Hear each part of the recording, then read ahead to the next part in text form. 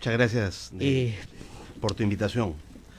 Más tranquilo, las encuestas dicen que el presidente está políticamente mejor ubicado.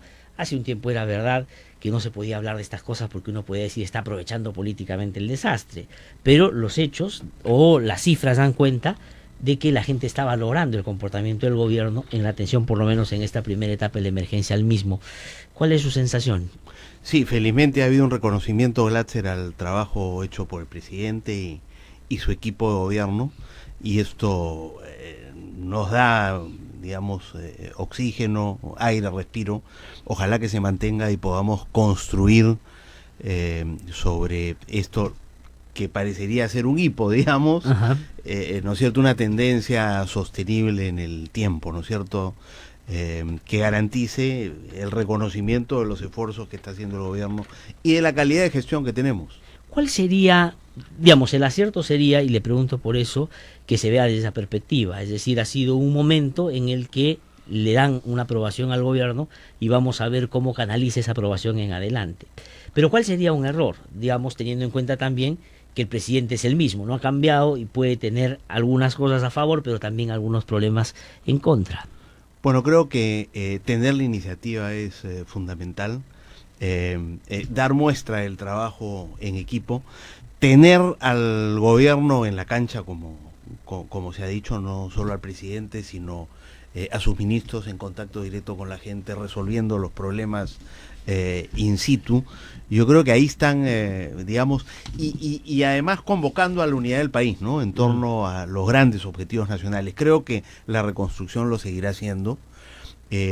La lucha contra el crimen y contra la corrupción es también un gran objetivo nacional y se puede construir alrededor de esta idea de que lo podemos hacer todos juntos.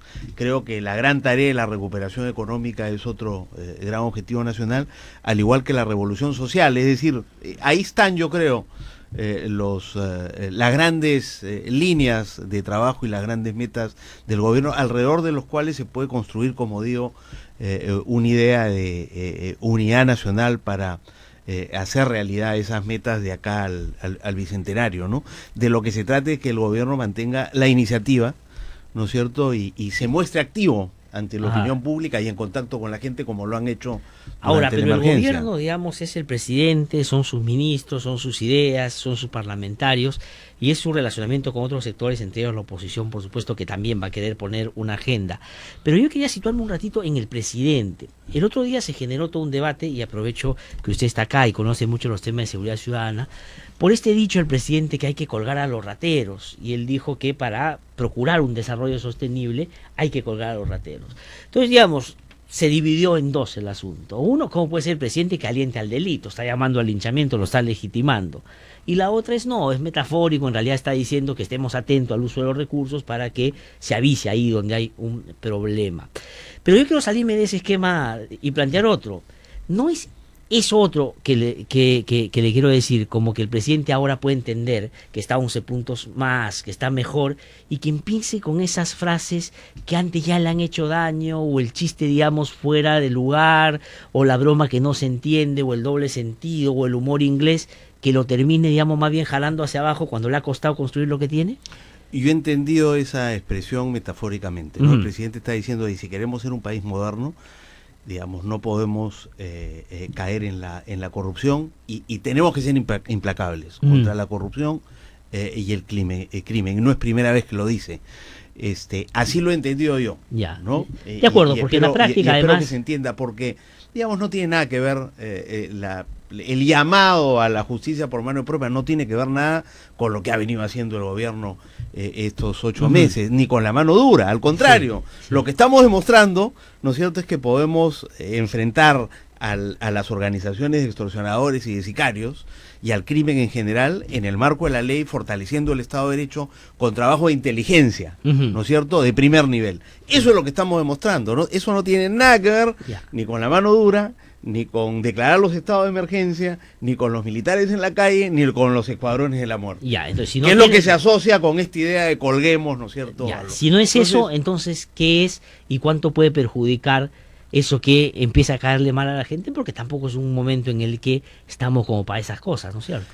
Yo creo que el reconocimiento a la gestión del gobierno tiene que ver también con un estilo presidencial en el terreno, sin duda, donde están los problemas de la gente, liderando con su equipo, pero también un estilo muy sobrio, ¿no?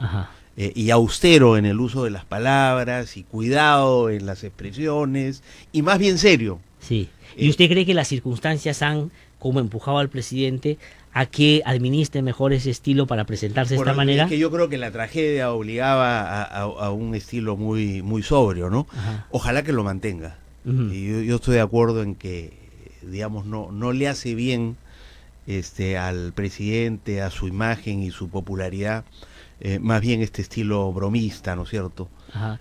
Ahora, que a veces la otra consecuencia, y le estoy preguntando, advirtiendo de un posible riesgo, porque creo que a todos nos interesa que al presidente le vaya bien y que esa popularidad que ha conseguido, esos 11 puntos, se trasladen a el pensar mejor la reconstrucción y ojalá en base a un consenso.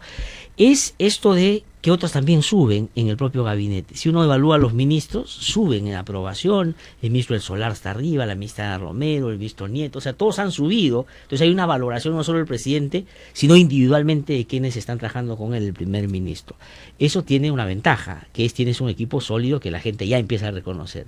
Pero puede tener un desvarío también, que es que la gente empiece a creer: seré yo señor, ¿no es cierto? Yo soy el que soy la cara de la reconstrucción, la gente me percibe a mí, y se empiece a apuntalar perfiles que pueden colisionar los unos con los otros y generar un problema político también, ¿o no? Dos cosas. En primer lugar, no solo sube el presidente y como consecuencia su gabinete. También sube, por supuesto, el gobierno, pero sube el Poder Judicial, suben todas las instituciones, ¿no es cierto? Incluso el conjunto del sistema político e institucional se ve beneficiado por un presidente popular.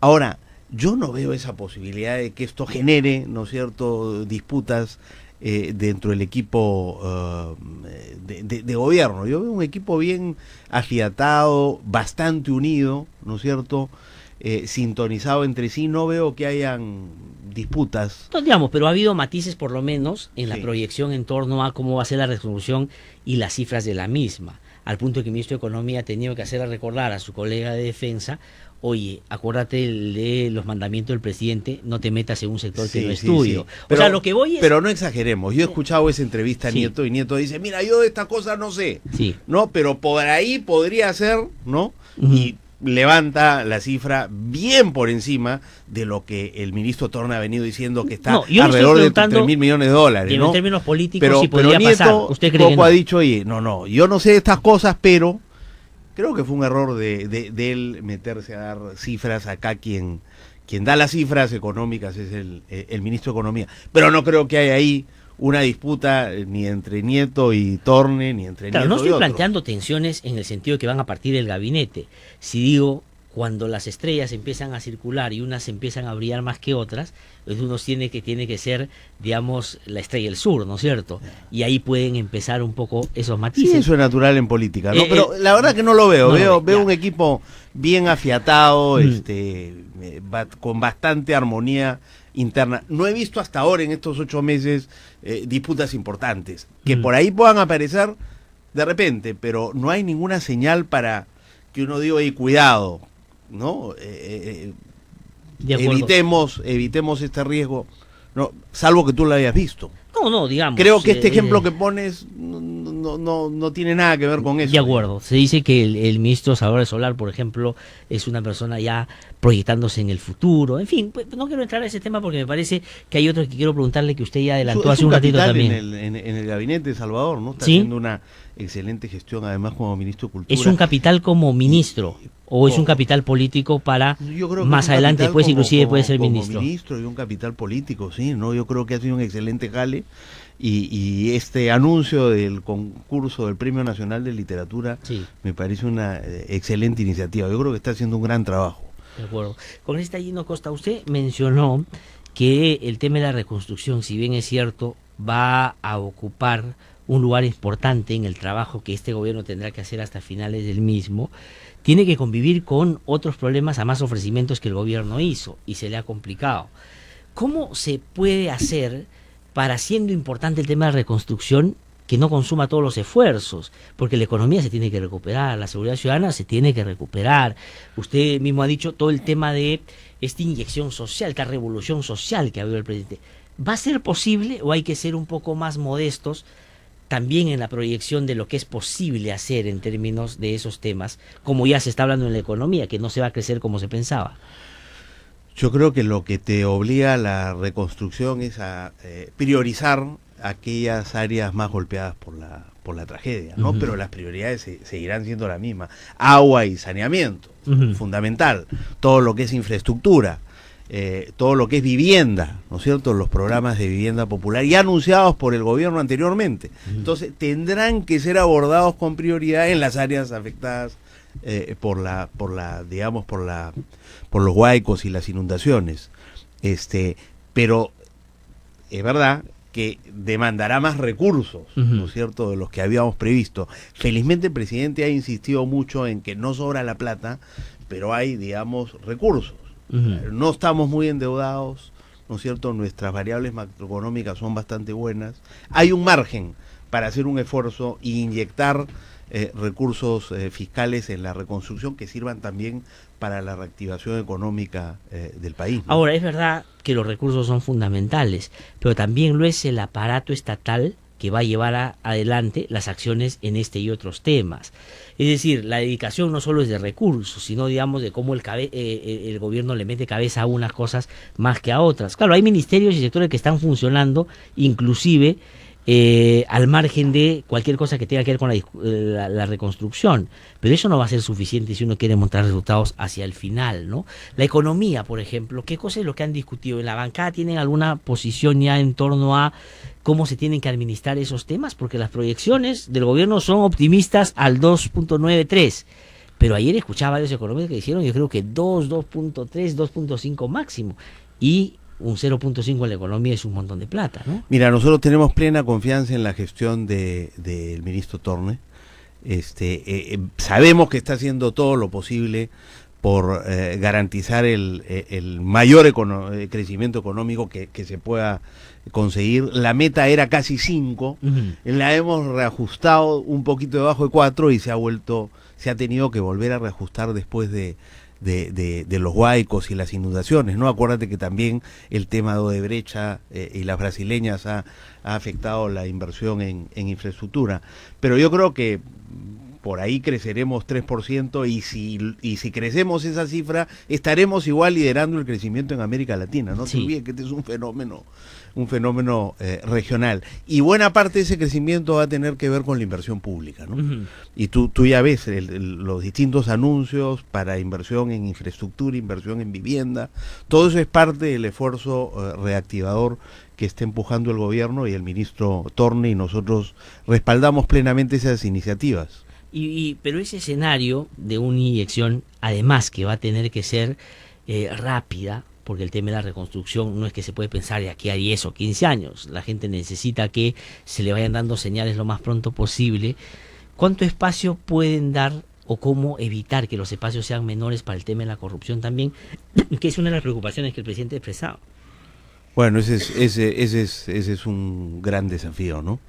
Y ojalá que no se presenten muchísimos casos de malos manejos en el uso de esos recursos, pero hay un riesgo de que así sea porque todavía no tenemos, digamos, la estructura institucional para impedir que esto ocurra, ¿no?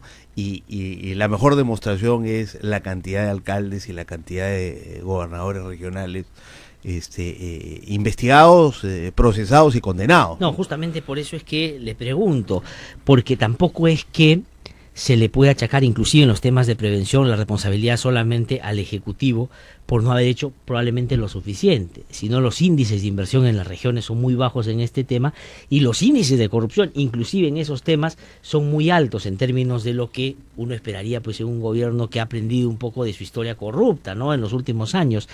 Pero ahí la discusión pasa por con quiénes se hace la reconstrucción. El próximo año hay elecciones. Si se hace con alcaldes y presidentes regionales reelectos justamente para que nada se pare, o se repiensa todo, porque muchos de los que hoy están no van a ser o no serían reelegidos, van a ser castigados, y ahí el aprendizaje va a hacer que la reconstrucción demore también. ¿Cómo digamos? No, la reconstrucción no ponderar. puede esperar al 2019. La reconstrucción tiene que, digamos, iniciarse de inmediato. Tenemos un periodo de unos meses para lo que se llama la rehabilitación. Primero es la atención de emergencia, estamos saliendo de eso, ahora viene la rehabilitación, inmediatamente la reconstrucción.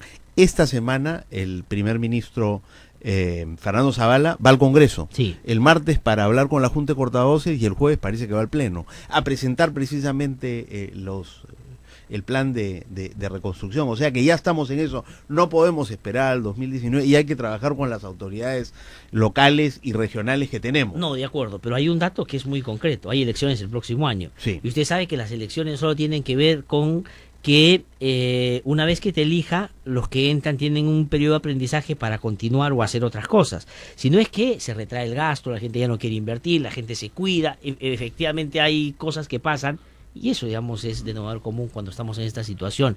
¿Cómo, digamos, hacer para que eso no afecte el proceso de reconstrucción? El presidente del Consejo de Ministros ya hace un tiempo dijo que él estaría en la idea de que, por ejemplo, se puedan reelegir los alcaldes y las autoridades de los gobiernos regionales. Yo también estoy de acuerdo, pero es una medida tremendamente impopular, ¿no? Sí. Yo he visto las encuestas ayer Sí. y, digamos, la gran mayoría está en contra de eso, cosa que es un problema, ¿no? Sí, fue. Primero porque las autoridades reelectas, son, digamos, bien pocas, Ujú. y terminas penalizando así, ¿no A es los buenos cierto?, funcionarios. a buenos funcionarios. Claro. Sí.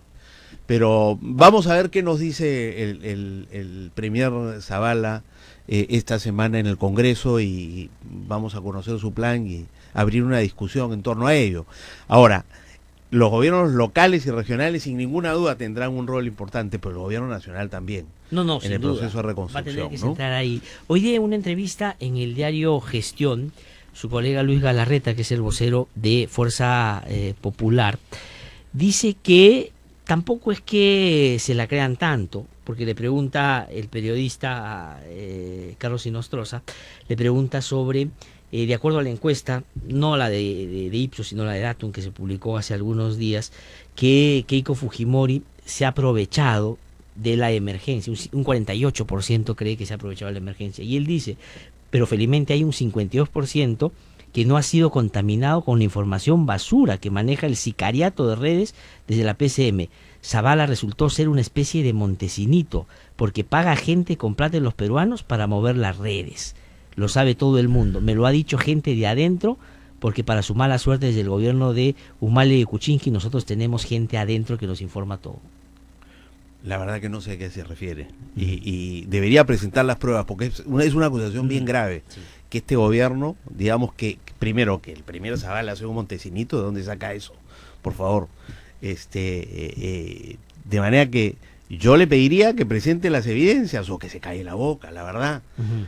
O sea, hacer esa acusación, yo ya la había escuchado. Sí. O O sea, lo que dice es que, digamos, Víctor hay Andrés un- García Belaunde en la Comisión Lavallato en algún momento dijo que él estaba siendo objeto de una campaña sí, a mí me lo dijo acá también. muy dura y esto. Y yo le dije, oye, esto es grave. Por favor, presenta alguna evidencia para poder iniciar las investigaciones, porque estoy seguro que Fernando Zavala no está en esto, pero a lo mejor podría haber. Nunca presentó nada. Ajá. Y le exige Como lo para hacer mismo una a investigación Galarreta. en serio. Yo le exigiría a Lucho Galarreta, esa es una acusación grave, Sí. que presente la evidencia y nosotros encantados de investigar, pero que Fernando Zavala o alguien importante en este gobierno esté en eso, por favor. Sí. Ahora, Nosotros somos sumamente respetuosos de la libertad de expresión y no recurrimos a esas armas. ¿y siente usted que ellos no lo son tanto? Porque insiste en esta entrevista también con que van a mantener el proyecto sobre los medios de comunicación. Dice que ya se han quitado algunas cosas que pueden haber generado controversia, pero que en el fondo es un asunto que habría que tener en cuenta para evitar que la corrupción entre los medios Esta de nueva comunicación. versión del proyecto de control de la prensa ha merecido el rechazo total del Consejo de la Prensa Peruana, de la Sociedad Interamericana de Prensa, en fin, de los principales medios de prensa y de nosotros. Nosotros no estamos de acuerdo con esto, creemos que la mejor ley de prensa es la que no existe, y seguimos insistiendo en que ojalá no persistan en este proyecto que da cuenta de que hay un deseo de neutralizar a la prensa independiente, ¿no? Sí, con esta yendo cosa, tengo que ir a una pausa, Sí. pero quiero preguntarle por una cosita. El presidente está mejor en las encuestas, ha tenido un buen papel, por ejemplo, frente a la crisis en Venezuela, que es un asunto inaceptable, una democracia que se ha quebrado hace bastante tiempo, pero ahora una organización está pidiendo nominarlo para el Premio Nobel de la Paz. Digamos, ¿estaría usted de acuerdo? Tampoco hay que exagerar en la nota. Bueno, me parece que es el cariño que tienen los venezolanos por la conducta que él ha tenido desde el primer día de gobierno, Sí. y antes, durante la campaña, por supuesto, la solidaridad con Venezuela y con la democracia venezolana. Sí. Pero, digamos, de ahí al Nobel, me parece le causa que hay un salto muy grande, ¿no? Pero bueno, El dicho al hecho hay mucho reconocemos ese gesto y ese cariño, Con esta que cosa, tengo es una- el mismo que tenemos nosotros por ellos. Sí, tengo que ir a una pausa breve. Regresamos porque quiero preguntarle por otros temas. Está por elegirse un miembro del Tribunal Constitucional en el Congreso. Gino Costa ha sido uno de los que ha insistido en una salida distinta a lo del Callao, no solo coyuntural en base al caso Moreno, y otros temas sobre el cual quiero preguntarle regresando. Así que ya volvemos.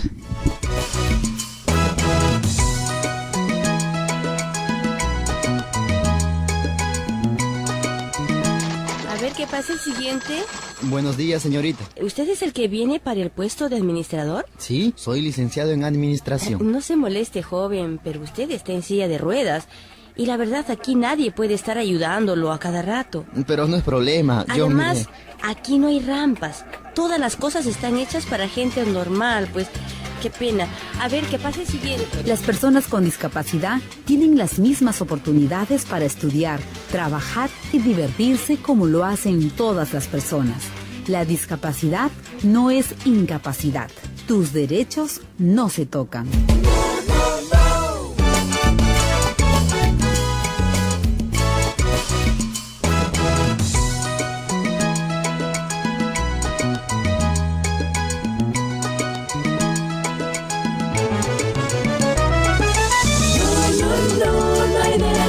Ocho y 47 minutos de la mañana, estamos de vuelta aquí en No Hay Derecho. Estamos conversando con Gino Costa, congresista de la República, eres congresista de Programas por el Cambio. Hemos hablado ya de la reconstrucción, un poco del reubicón político a propósito de las últimas encuestas y, digamos, la posibilidad que se abre, en términos políticos también, de que podemos entrar a un escenario donde no solo las iniciativas estén marcadas por una necesidad concreta y urgente y un problema a resolver, sino que los consensos se puedan generar en torno a ellos también. Con esta Gino Costa, ¿siguen ustedes planteando o pensando en el Congreso de la República, y su bancada sí lo ha expresado a través de varios de sus integrantes, que hay una voluntad expresa de, sobre todo, la bancada mayoritaria de Fuerza Popular, de todos los temas vinculados a las minorías, el tema de, por ejemplo, el enfoque de género, el tema de la comunidad LGTBI, porque no solo fue la discusión por el 1323, digamos, en términos de lo que se dijo era un contrabando el Ejecutivo, sino que en la práctica han habido ya planteamientos concretos de Fuerza Popular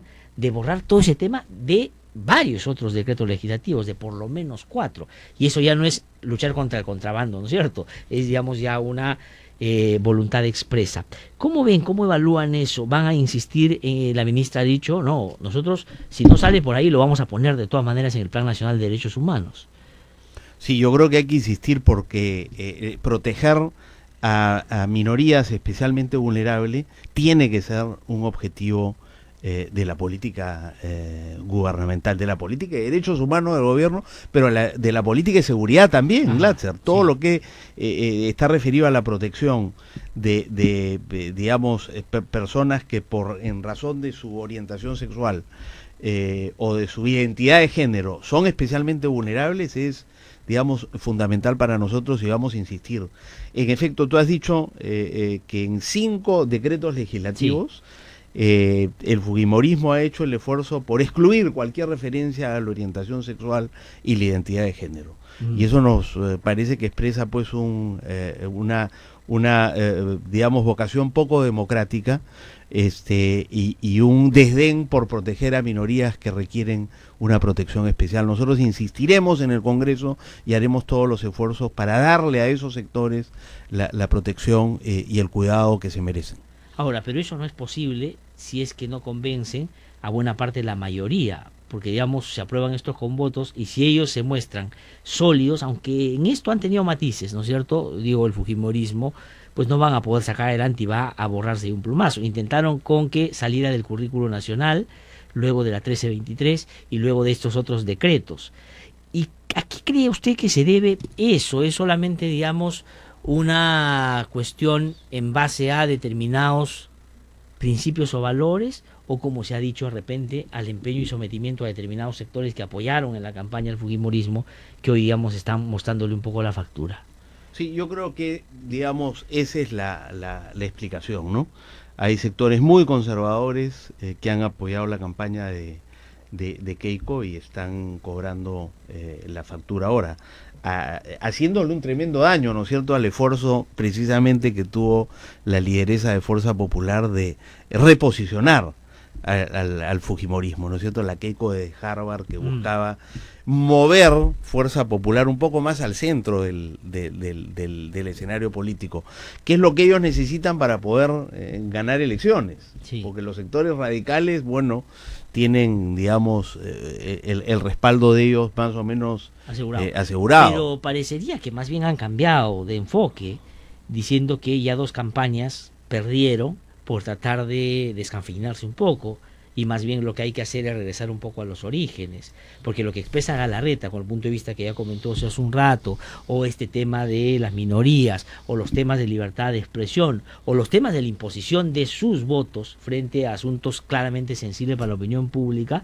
dan cuenta de que ellos están yendo por la dura, y más bien, paradójicamente, Keiko Fujimori, que es, digamos, el sector más albertista, que lo único que quiere que salga su papá, ya empieza a matizar inclusive en las formas. Yo creo que, digamos, insisto en que para que ellos les vaya bien electoralmente lo que tienen es que ganar el centro, ¿no? Y no lo pudieron ganar en las 2 últimas elecciones porque hay muchas contradicciones internas que impiden que, digamos, Fuerza Popular sea lo suficientemente convincente en relación con su movida al centro, pero, digamos, de lo que se trataría es de que persistan en ese esfuerzo y no que lo abandonen. Esa es mi opinión personal, sí, pero claro, yo me imagino que tienen una lectura distinta a la luz también de lo que está ocurriendo internacionalmente, ¿no? Sí, pues. Donde los populismos y nacionalismos extremos están empezando a tener buenos resultados. Dice usted que Donald Trump podría terminar siendo un aliento al fujimorismo para entrar por esa línea. Me da la impresión que escoger ese camino puede tener que ver con una lectura más internacional, ¿no es cierto? De acuerdo. Congresista Gino Costa, la comisión Lavallato, sí, y ya Víctor Albert no es presidente, digamos, está bien que no sea presidente, ustedes y otros han expresado ya en ese sentido, pero lo debe ser la señora Bartra, o sea, digamos, ya está decidido que eso va a ser así, y nos van a llevar, creo que hay una reunión hoy día a las 3. Sí, sí. Ya, hoy día se reúne la comisión y la primera decisión que vamos a tomar es elegir a la próxima presidenta. Muy probablemente lo será porque tiene los votos para ello, ¿no? ¿Y cómo van a subsanar un poco el tema de que recién llega la comisión y tendría que enterarse de todo lo que hasta ahora ya se ha trabajado? Eso, digamos, en términos jurisdiccionales no es posible cuando, digamos, sucede con los jueces, por ejemplo, que tienen un tiempo, tienen que tomar conocimiento, en fin. ¿O le parece eso que es relativo y que muy rápidamente puede entrar? Mira, felizmente el trabajo de la comisión, no te diré que recién empieza, pero tampoco es que está tan avanzado, ¿no? Y creo que lo ideal hubiera sido tener a alguien que ya estaba en la comisión desde el primer momento, pero Fuerza Popular ha querido mantener la presidencia, la primera, clarísimamente la gran mayoría, la gran fuerza en el Congreso. Tienen 2 representantes de 7 y consideran que tienen derecho a presidir esta comisión. Ahora, curioso porque lo que ocurre es que la otra, digamos, candidata de Fuerza Popular, que es la otra miembro de la comisión, que es Karina Beteta, ya es presidenta de otra comisión, y en su momento hubieron cuestionamientos a la posibilidad de que ella fuera, que cuestionamientos que se mantienen. Por las investigaciones y el lavado de activos que ha tenido. Así es, si no es ella, entonces tiene que ser Rosa María Bartra. Ya, pero digamos, eso ya está, digamos, más allá de que seguramente va a merecer algún tipo de intercambio, ¿usted cree que por ahí va a ir la decisión? Y sobre lo que ha pasado en torno al caso Lavallato, ¿no es cierto? Se ha conocido, ayer ha hablado el expresidente Ollanthumal, no sé si tiene la posibilidad usted de verlo, y hay toda una discusión en torno a, en el peor de los casos para él, aceptar los 3 millones va a ser en el marco de que colaboró con la campaña. Eso no es delito, es un asunto administrativo, va a venir Wilfredo Pérez hace un ratito, le va a preguntar sobre esto, y en fin, no pasa nada. Y hasta ahí, como argumento de defensa, bueno, habrá que valorarlo. Pero el presidente del Poder Judicial ha dicho lo mismo, ha dicho no puede ser un caso de corrupción si le pagaron siendo candidato. Y lo que algunos han dicho, y el presidente del Poder Judicial se está dando opinión, además ha dicho que no somos una colonia de Estados Unidos.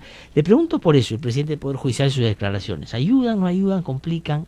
Mira, las declaraciones de él no las he escuchado y prefiero no opinar. Sí escuché las declaraciones anoche del presidente en uno de los programas del domingo, y sí, claro, su línea de defensa es no recibimos ningún dinero, pero si recibimos dinero no se olviden de que era un aporte para la campaña electoral.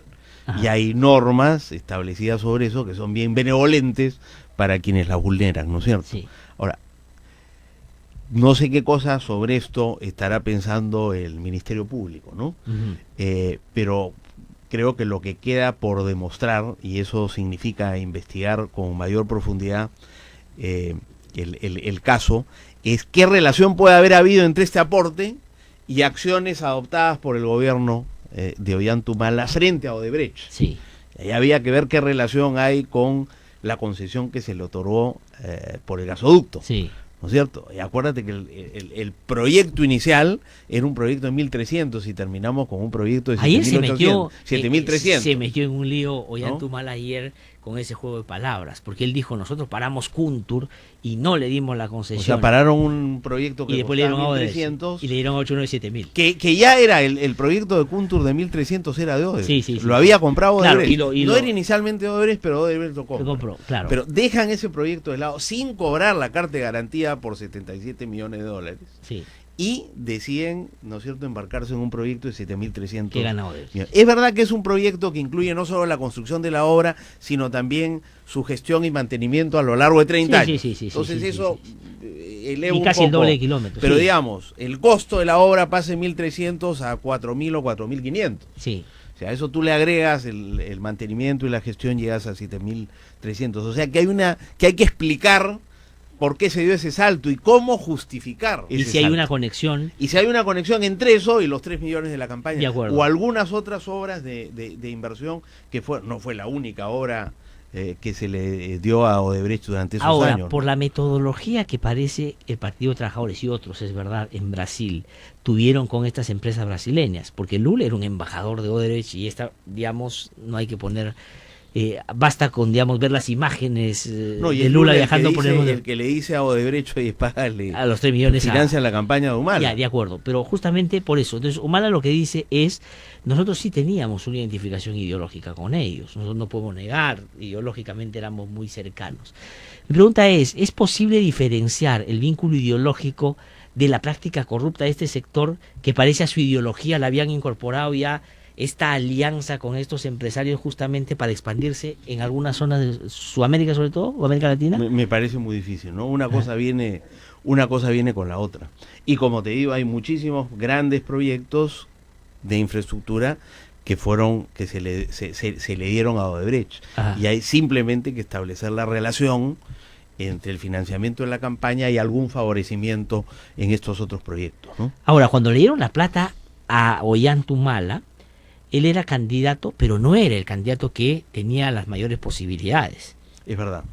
Ya, entonces, estaba en tercer lugar en ese momento. Ya, por eso. Entonces, salvo que Odebrecht o Lula haya dicho, solo dale a mi afín ideológico y no juegues a los otros que pueden ganar, o también le dieron a los otros y la comisión debería preguntar. ¿Van a invitar a Keiko Fujimori, por ejemplo, a preguntarle sobre si a ellos les dio Odebrecht en algún momento? Tendríamos en algún momento que preguntarla.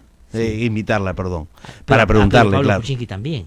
¿o no? Sí, también. ¿No? También, por supuesto. Para preguntarle si Sí. recibe. Porque es raro que le den al tercero. Claro. No es, digamos, la lógica del que apuesta. Claro, salvo que se lo den por una identificación ideológica y política. ¿no? Claro, Entonces, pero ese es pero nuestro candidato, Odebrecht- lo ayudamos un poquito y va a llegar. Y Ya, si pero llega, será un buen Odebrecht amigo. no tiene ideología. Sí. Odebrecht jugaba ganador. O sea, podría perfectamente haber también apoyado a los otros candidatos, sobre todo a los que tenían mejores posibilidades de ganar. Posibilidades. ¿Qué se va a hacer con el Callao? ¿Se va a intervenir, no? Mira, yo creo que lo que se tiene que hacer es tratar de sacar las investigaciones que están, digamos, en el Callao, donde no han prosperado, ¿no es cierto? Por complicidad de jueces y fiscales, sacarlas a Lima, a instancias que tengan competencia nacional.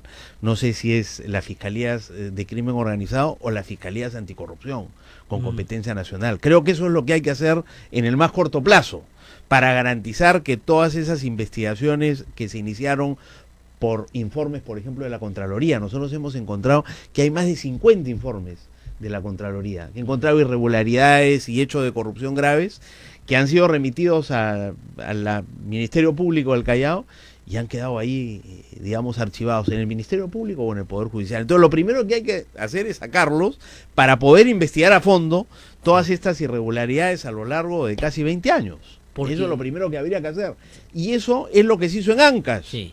Y ha permitido que hoy día, ¿no es cierto?, conociéramos mucho mejor todo lo ocurrido y eso llevara a la prisión de Álvarez. Creo que eso es lo que tenemos que hacer. Como Y pasó con Curi y Moreno. y- Los dos casos por los cuales los dos están hoy presos han sido porque han sido sometidos a una justicia distinta del Callao. distinta que... Oye, y el gran desafío ahí, Glatzer, es Sí, no, que mira. las instituciones como el Ministerio Público y el Poder Judicial investiguen a fondo qué pasó en estos años. Sí. O sea, cuáles fueron las complicidades que permitieron que fenómenos como el de Moreno o el propio Curi, ¿no es cierto?, subsistieran durante tanto tiempo. Sí, pues ese- Sabiendo a través de la Contraloría que, ¿no es cierto?, había una larga lista de irregularidades que nunca llegaron a esclarecerse. Esas responsabilidades tienen que ser, digamos, establecidas por las propias instituciones, creo yo, por investigaciones de los órganos de control interno de De esas acuerdo. instituciones. Por este yendo Costa, le agradezco muchísimo. Lamentablemente el tiempo se ha acabado. Hasta A ti, otro Lázaro. momento vamos a tener oportunidad de Encantado. todas maneras. Una pausa y regresamos en un instante.